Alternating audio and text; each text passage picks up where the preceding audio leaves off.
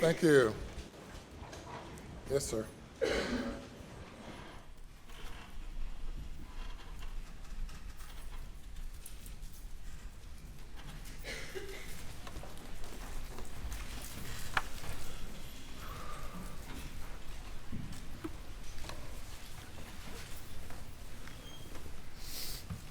Alec, you've talked about going to Paul's body and Maggie's body. Do you recall getting blood on you, on your hands, or any part of you? Yes. Okay. Do you know with whose blood you would have gotten on you? I know I got blood on my fingertips. Can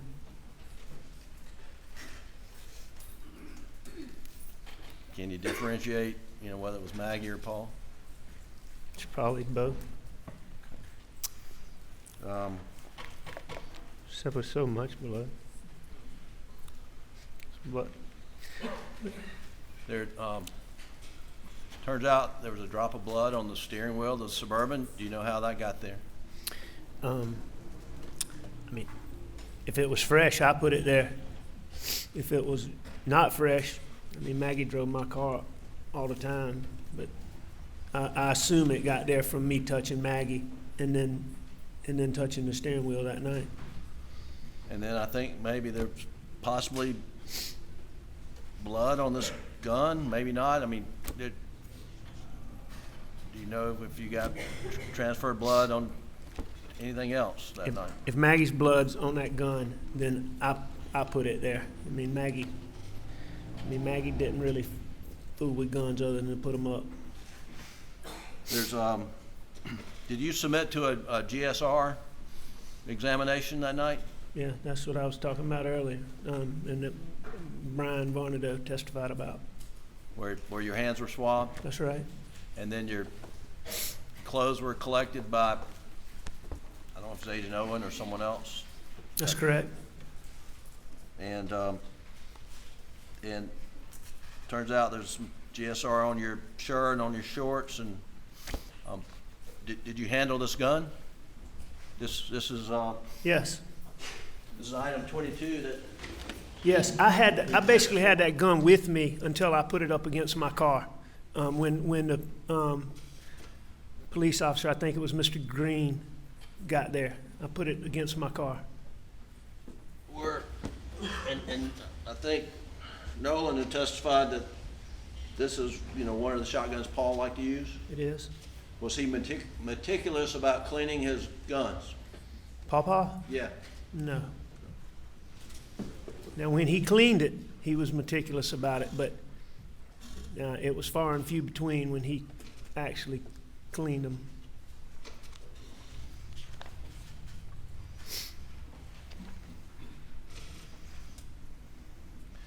Your shirt went through testing and analysis, and you were part of this case, provided results of that, were you not? Yes, sir. I wasn't provided at the time. I've seen them. Right. Seen all these records.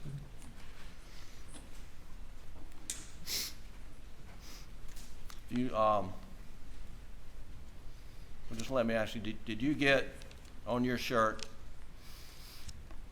high velocity blood spatter from being within a distance of a shooting Maggie or Paul? There's no way that I had high velocity blood spatter on me. Had you seen reports that said that at one point in time? I have seen reports that said that. Just to be clear, were you anywhere in the vicinity when Paul and Maggie were shot? I was nowhere near Paul and Maggie when they got shot.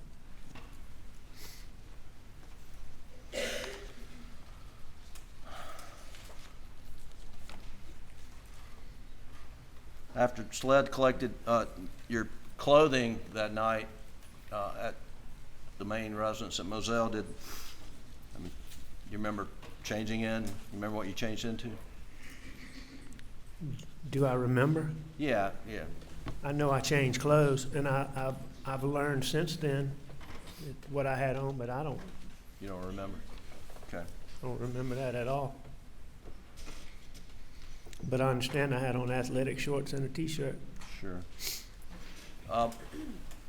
And other people have talked about this, I'm not gonna repeat it, but where did you spend the night, or where'd you go to after leaving Moselle, when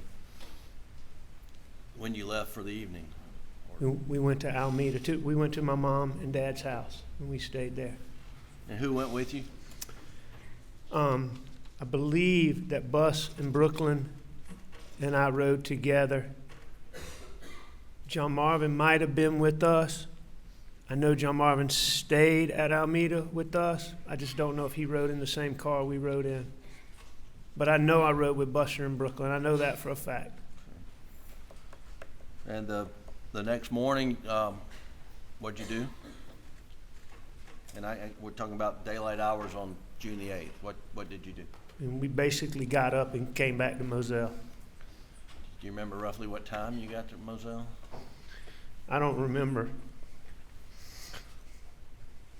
No, I don't remember what time. There's things I remember about that morning, but I don't remember exactly what time we left. And Alec, we'll get to this in more detail, but during that period of time,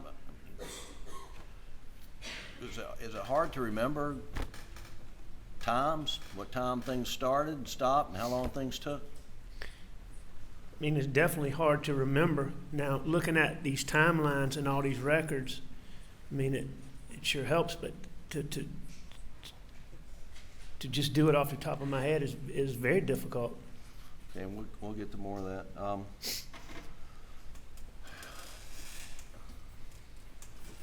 When you went back to Moselle on the morning of June the 8th, do you know whether you took a shower there, or took a shower at Alameda, or took a shower at all? Now, I know we took a shower at Moselle. I did not take a shower before I left Alameda. We basically got up and went to Moselle. Maggie's mom and dad.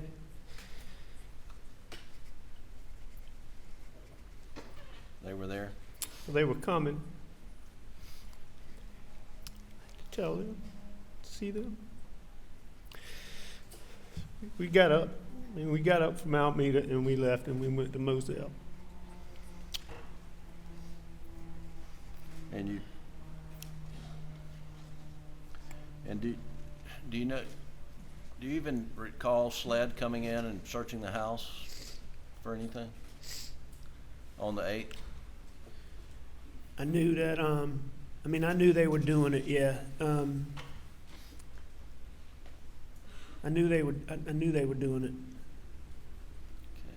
But I don't remember. I wasn't out in that gun room and see all that video and all that. But I knew SLED, was coming in there. I mean, we made the house available for them to come in there. So I mean, I can't tell you details, but yeah, I remember it. Did you at one point just tell SLED they had carte blanche to search anywhere, anytime? I told SLED they could do anything, anywhere, anytime that they wanted to. Anything to do with me, my property, my cars. Even though I didn't own the cars, I would get my law firm owned the cars. I would have the people.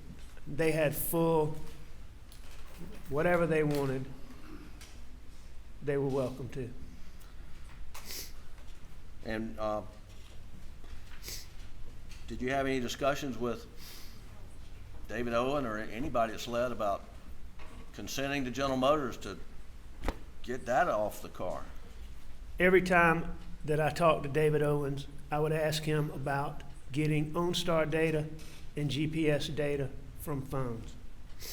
And why was it important to you to get OnStar data and GPS data from the phone?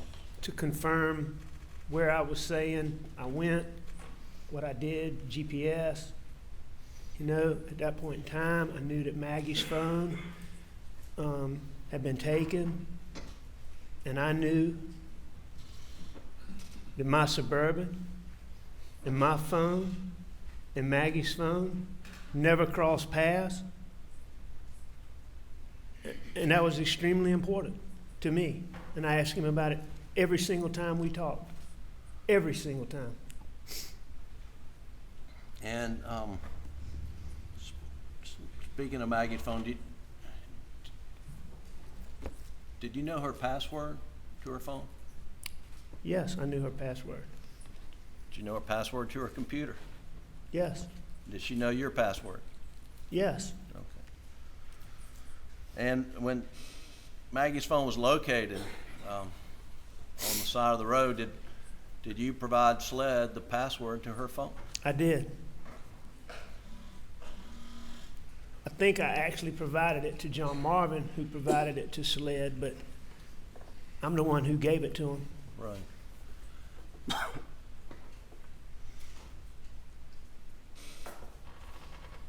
And your knowledge that Maggie's have these location services on her phone, she used them frequently. All the time. One of Maggie's things that she liked to do was there's that app called Find My Friends that you can see what other people are doing and they can see what you're doing. Maggie loved me, Bus, Pawpaw, Brooklyn, Grandma, Papa T, Marion, the three girls, Lizzie, and there were a few others, but the people that were closest to her, she had them all in her phone, and she loved to look at that phone and see where people are, and she'd love to surprise you. Like, let's say you're at Walmart, she looks on there, and she'd love to text you, get me a TV from Walmart or something, you know, like, she follow you and see where you were. She used it all the time. And so, you know, I just knew that there would be GPS data on Maggie's phone. Alec, when you're being interviewed on the night of June 7th and again on June the 10th, what was your understanding as to why they were interviewing you? Why were you being interviewed? On By June the SLED? 7th and June the 10th? Yes, sir. Objection, Your Honor, 401-402. What's the question again?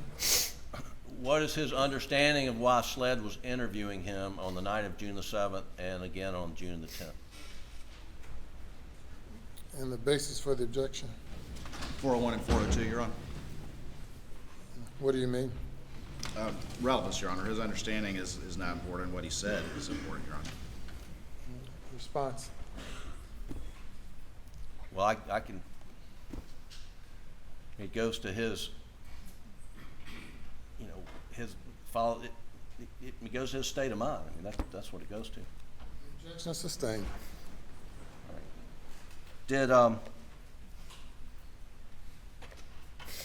why was it important to you to be able to get data from the Suburban, data from your phone, and data from Maggie's phone? I knew at that point in time, I knew since I was the person who found Pawpaw and Mags that I was a suspect. I mean, they kept talking about this circle, but I mean, I knew that. It was very important for me to find that, to get that.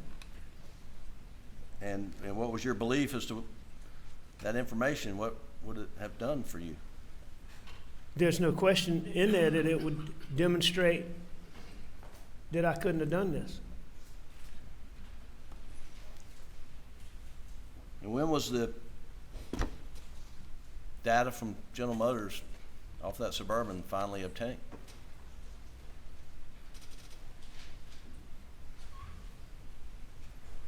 It was either this past Saturday or the Saturday before that, according to what was said in this courtroom. During this trial? Absolutely. And to your knowledge, was GPS data ever able to be located off Maggie's phone? I mean, not just to my knowledge, it was not able to be gotten. And, you know, the testimony was in here that it couldn't be gotten. It only went back to June the 9th. Everything before that was erased on Maggie's phone. Now, when, starting June the 8th, when that Moselle, did a lot of people come to support you, be with you on June the 8th? On June the 8th? Yes, sir. Like the next day? Right. Yes, sir. A lot of people. And you mentioned your Maggie's parents and family came as well? Yes, sir. From that moment, June 8th, when folks, family came and to Moselle and you met with them, were you left alone by any of your family members the rest of that week?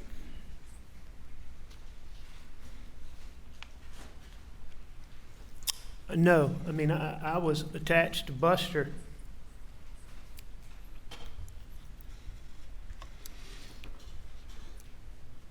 At the hip. But, I mean, And what no, happened on? I wasn't. And And what I happened on June the 10th? Besides being interviewed by SLED? My dad died. My dad passed. And where did you stay, and with whom did you stay on the night of June the 8th, the night of June the 9th, the night of June the 10th? On the night of June, you asked me to start on the 8th? The 8th, yes, sir. All right, starting on the 8th, I stayed with Buster every night. I stayed with Buster, and as long as Brooklyn was there, I stayed with Buster in Brooklyn. But we stayed with, I'm pretty sure that's beginning on the 8th. I know the 7th we stayed at Alameda, and I believe on the 8th we started staying at John Marvin and Lizzie's at Greenfield. And how Which far is Greenfield from Alameda? As the crow flies, I mean, it's no distance. It's less than 5 minutes. It's probably few minutes away. And who stayed there? Did John Marvin and his wife Liz stay there as well? Yes, John and Lizzie. All right, John and Lizzie stayed there, and their kids, Bus and Brooklyn and I. I know Bubba and Maymay stayed there. Well, Lizzie's mom and daddy stayed there.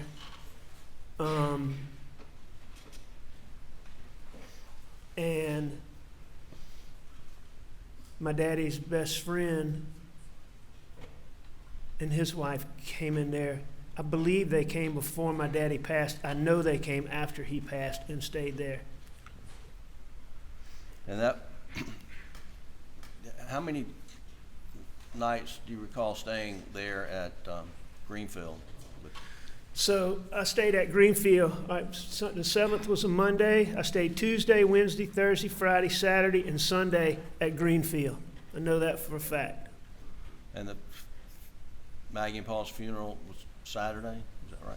Now, I heard that in this courtroom say it was Saturday, but Is it a memorial service?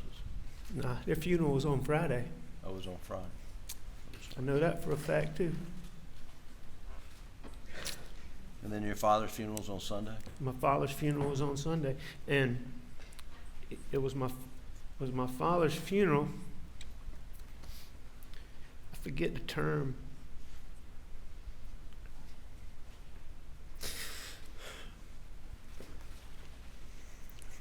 But Sunday, I mean, that's when we put Papa and Mags. That's when we buried him. We didn't bury him when we had the service on Friday, because I don't think they were done. But that's when we buried them, along with my dad, on Sunday. And Alec, what'd you do with the following week, that Monday, Tuesday, Wednesday?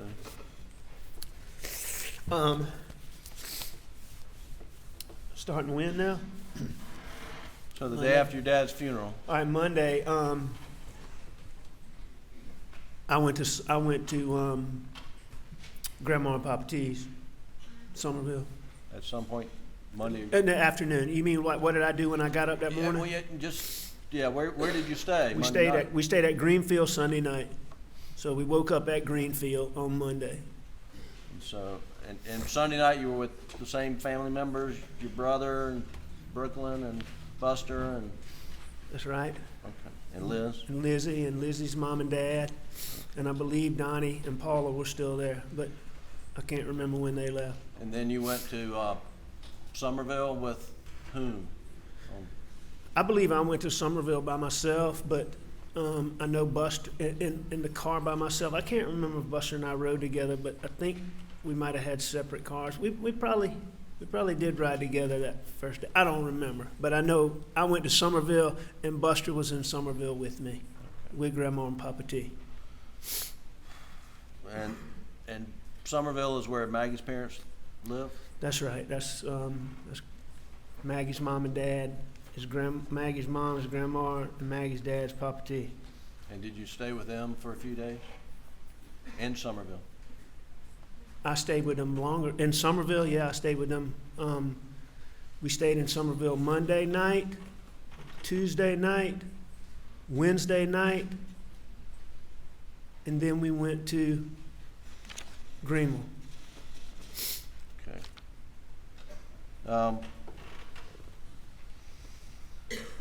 And what was in Greenville?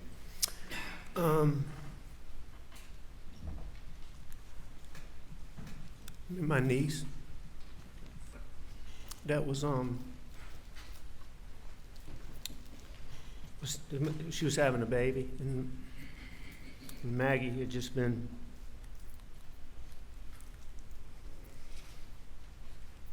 She's just been so excited. So,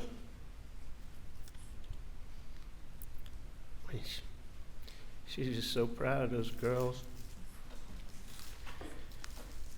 She was so excited about the baby. And so, the baby being born just became such a big deal to me. So was the baby born? Yeah. Okay. And you went Yep, up? baby's born. Beautiful little baby girl. Beautiful little mom.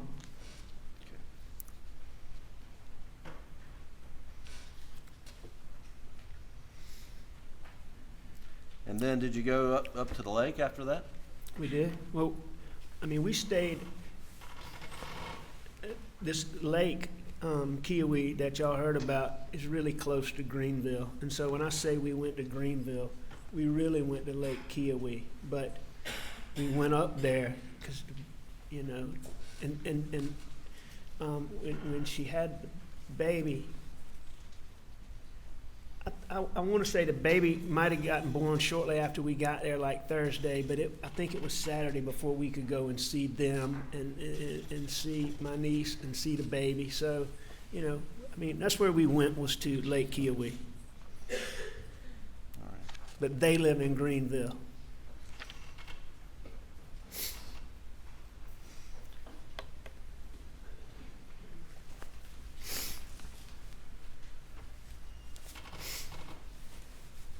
On the morning of June 16th, I think that was that Wednesday. I think that's a Wednesday. Where'd you wake up? Somerville. Did you ever go to Alameda on that day? On Wednesday, Yes, sir. I don't believe so. Did you go to Alameda at 6:30 in the morning on the? I know for a fact that I didn't go to Alameda at 6:30 in the morning. I was in Somerville. I didn't go to Alameda at any point early in the morning. I was in Somerville, and I'm not positive about this, but I know those. I know they did I know some of those records they have. It was sometime before I left Somerville. Okay. Did you ever take during that week, let's just start with that week following your dad's funeral. Did you ever take a tarp into the house at Alameda? A tarp, a blue tarp? The week following my dad's funeral? Yes, sir. No, I did not.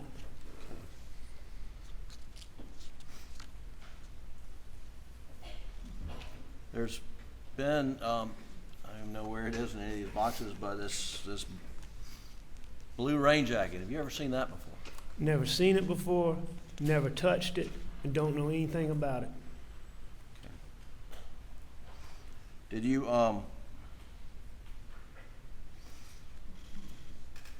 did you ever remember taking a tarp at any point in time over the house at Alameda? No, I don't remember it. I don't remember taking a tarp over there, but, you know, I mean, Shelley's got something in her mind about that, and there may have been some point, but I certainly don't remember it, and it certainly wasn't any time around my dad's funeral or the weeks following.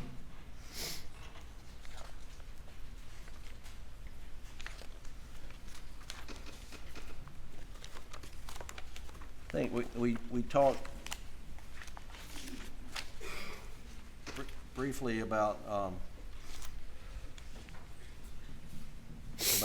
your recollection of times, and Okay. and I just want to play Doug from State's Exhibit 517, which is the August 11th interview, starting at 5 minutes and 52 seconds. If you could pull that clip up, and I want you to listen to this, Alan. Okay. Tell me again what it is. It's August 11th interview, starting at 5 minutes and 52 seconds. All right.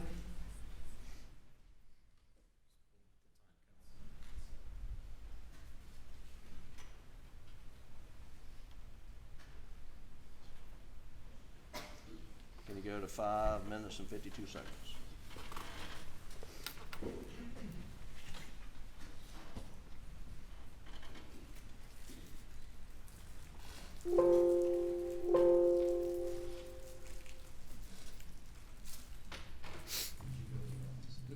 Who was at your house when you left, and what time did you go to the office? We have been. Who was at your house when you left, and what time did you go to the office? We had been to a ball game that weekend. I don't remember exactly what time. It would have been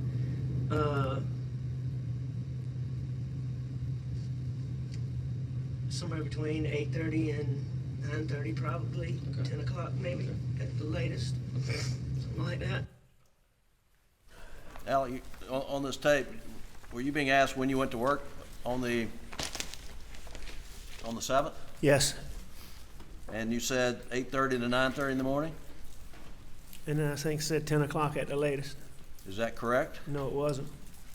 Now you've seen all these records, what does it look like, what time you went to work on the 7th? A little afternoon. All right. If we'll go to the Doug State's Exhibit 243, which is the June 10 interview. You know, Mr. Griffin, on that same date, though, I also, if you play that thing, and I don't know if it's right then, but if you play that further, I also told him the best way to see exactly when I went in that door is to go and get my information from my law firm. And I told them that we have a, you know how things are electronic now, where you don't have a key, you have a key card. And you have a key card in your wallet. And so when you use it, it creates like all this other stuff, a digital footprint. And I told David Owens that he could go get it from my office. And was that a common response of yours when you were asked about specific times, that you would give them your best estimate, but you would point them to where they could find the most accurate data? Yes, sir. You did that more than once? Yes, sir. So if we've got the June 10th interview, which is State's Exhibit 243, and Doug, I'd like to go to 9 minutes and 59 seconds. And here you're being asked, when did Paul arrive at Moselle? roughly what time in the afternoon? You know, I would think it'd be somewhere in the 5 o'clock range, a little bit. It was broad daylight when we were, it wasn't dusk, dark, or late. Okay. You know, and we rode, you know, we just rode around. We rode around. So did you tell him on June 10th that Paul got there at 5 o'clock time period? Yes, sir. Yes, sir. I obviously did. And was that incorrect? Yes, sir. It was incorrect. Okay. And what time did you, looking at the records now, what time did it look like Paul actually got there? And looking at the records, it's clear that he got there sometime around 7 o'clock. Did at some point in time you have a conversation with Shelley Smith about, you know, how long you were over at Almeda on the night of June the 7th? Do you remember?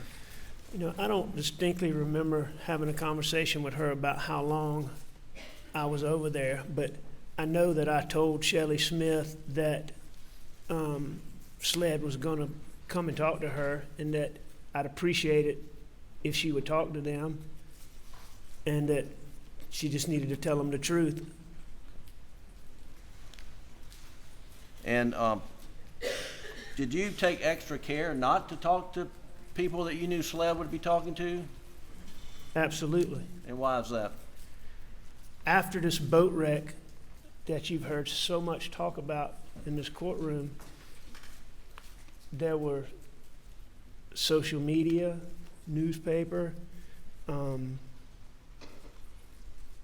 mean, it went deeper than that, but I mean, there was so much talk about how I, you know, fixed witnesses and structured the investigation, just things that were totally false, that were absolutely baseless, but it was said repeatedly, and it was reported repeatedly how I'd done this and with this witness and influenced this police officer and all these things.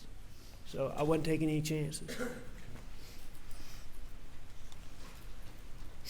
I want to ask you about, you can take that down, Doug. Thank you. Ask you about the August 11th interview with David Owen at the SLED office in, I think, here in Walterboro. Do you remember that? August 11th, absolutely. Had you requested that meeting? I've been requesting, what I'd really been requesting is some information. I've been begging David Owens to come meet with me, and specifically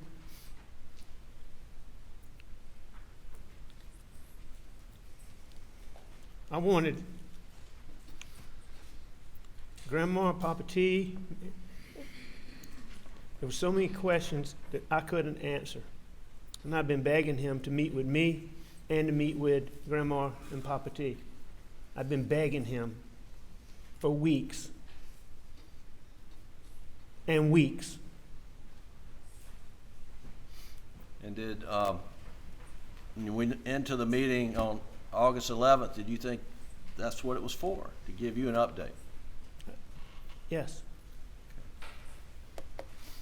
And at the conclusion of the meeting, they let you know that you're their prime suspect. Objection, Your Honor. Not what was said. Facts and evidence. Mr. Griffin? I'll rephrase it. By the conclusion of the meeting, did they make it known to you that you were suspect? Oh, there's no question about that. Absolutely.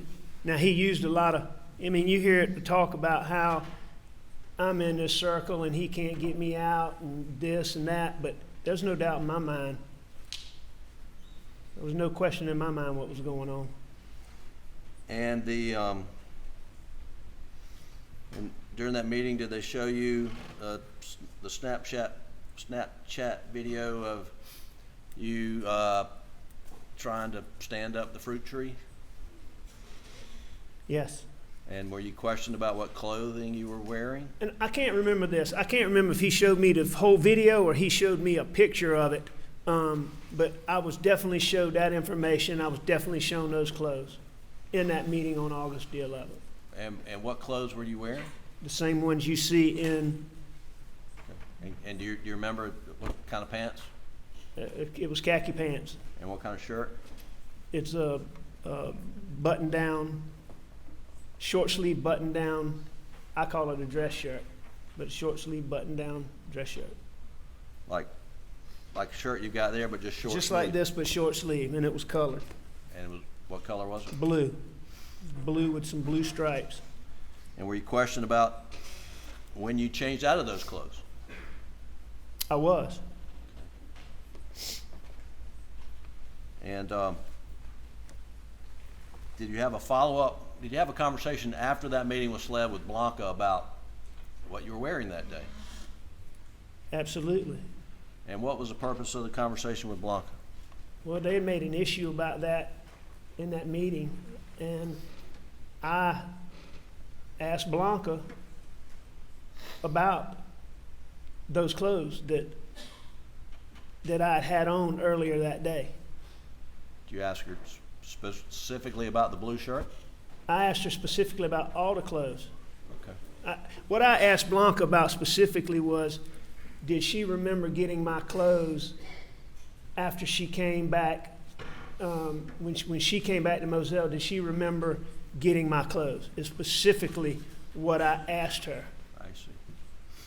And why were you asking her those questions? Because on August the 11th, they had made an issue about me still wearing those clothes, not having changed clothes when I was in that Snapchat video. So that's why I went to Blanca. Did they ever ask you on August the 11th whether, they ask you for those clothes? Can you produce the clothes? Did they ask you that? No, they didn't. Have they ever asked you for those clothes?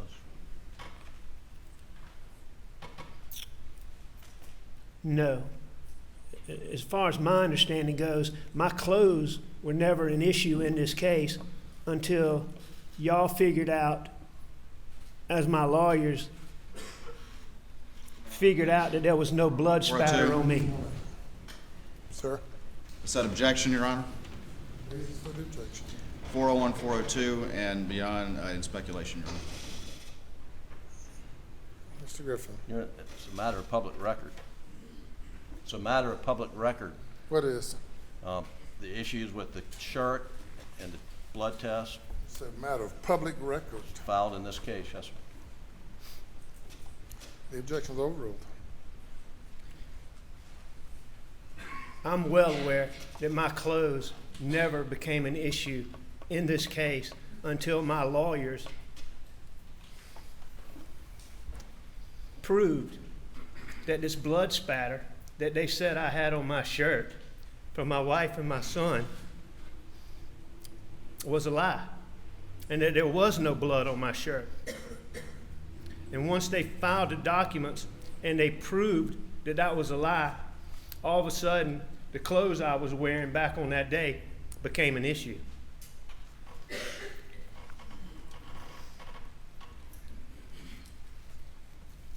And that's in the weeks leading up to this trial. Now,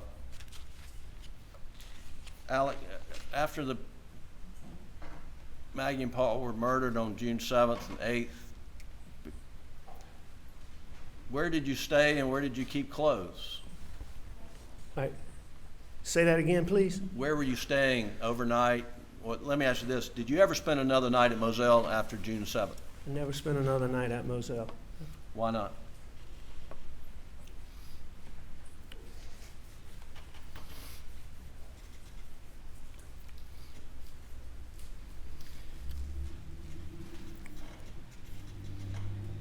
Could've. Didn't want to. Okay. Where were you staying? When we talked about the days and weeks, the week afterwards, but where were you staying when you got back from the lake Kiowee and Greenville? I stayed, all right, so when I got back from Greenville, so Yes. that would be the, all right, so the first week, up until my dad's funeral, then, all right, so that'd be the second week. All right, so after I know Bus and I stayed with Grandma and Papa T as much as I could. You know,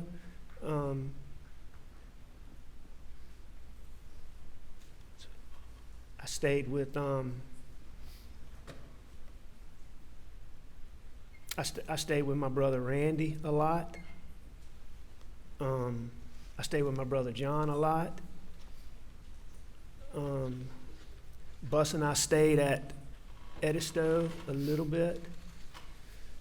But at the beginning, I really stayed with either my brother Randy and his wife Christy, or I stayed with my brother John and his wife Lizzie.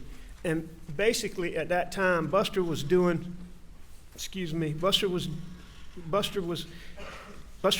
for Wild Wing at that time, and they had been so kind to him and they let him be off just for a ridiculous amount of time. They were so good to him. So he stayed with me. When he had to go back to work, he would stay at my brother John and Lizzie's because it was close. So I would stay with Randy and Christy in Hampton. When Buster was there, I would almost always go to John and Lizzie's when Buster was there.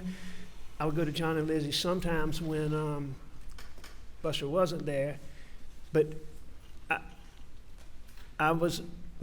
Johnny Parker, one of my partners, had a guest house his mother-in-law had lived in when she was sick. That's really, it's right at the foot of Randy's drive. It's 100 yards, 70 yards from Randy's house. And I was going to move into that house until we figured out where I could live. So I had clothes there. I had clothes at Randy's. I had clothes at John Marvin's. I had clothes at Chichesi, which is, I think you heard Buster talk about Chichesi's, like where we went to the river, and I had clothes there. I had clothes in Somerville, and I still had clothes at Moselle. So your clothes. Yes, sir. Last question. No, this.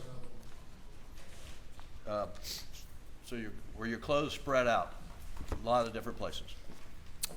Yes. All right. Thank you. We'll break for lunch and return in an hour and 15 minutes.